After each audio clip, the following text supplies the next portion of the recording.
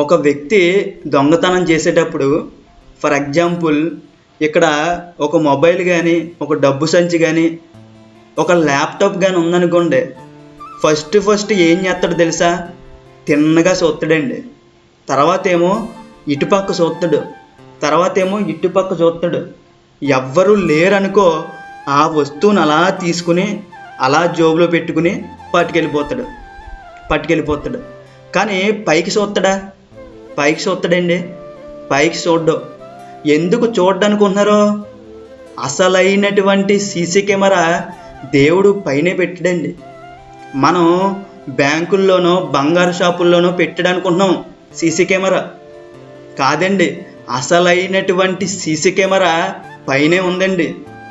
అసలు ఆ మనిషికి చావు తెలివితేటలే రాకముందే ఆకాశాన్ని అంతరిక్షాన్ని అధిగమించేటువంటి ఒక అతిపెద్ద సీసీ కెమెరాగా దేవుడు పరలోకంలో నుంచి ప్రతి వస్తువును చూస్తూ ఉన్నాడండి. ఆయన కంటికి కనిపించలేనటువంటి ఏ వస్తువు లేదు, ఆయన కంటికి కనిపించలేనటువంటి ఏ జంతువు లేదు, ఆయన కంటికి కనిపించలేనటువంటి ఏ మనిషి కూడా లేడండి. ప్రతిదీ కూడా దేవుడు చూస్తున్నాడు. మనం చేసేటువంటి దొంగతనాలు దేవుడు చూస్తున్నాడు. మనం ఎదుటి వాళ్ళతో చేసేటువంటి వ్యభిచారాలు ఉంటాయి చూసారా, అక్రమ సంబంధాలు ఉంటాయి చూసారా, వీటన్నిటిని కూడా దేవుడు అబ్జర్వ్ చేస్తున్నాడు.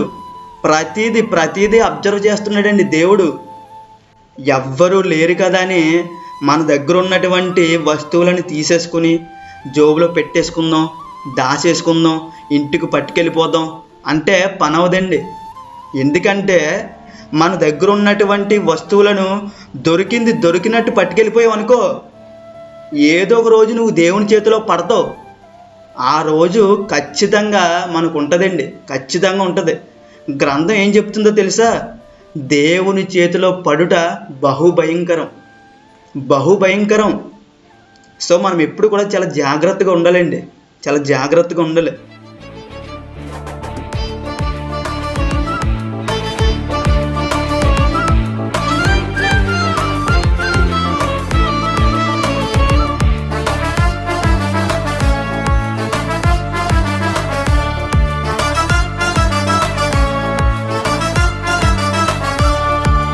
దేవుడు ఉన్నాడు, నిన్ను చూస్తున్నాడు, నీ ప్రతి అడుగడుగు గమనిస్తున్నాడు. దేవుడు ఉన్నాడు, నిన్ను చూస్తున్నాడు, నీ ప్రతి అడుగడుగు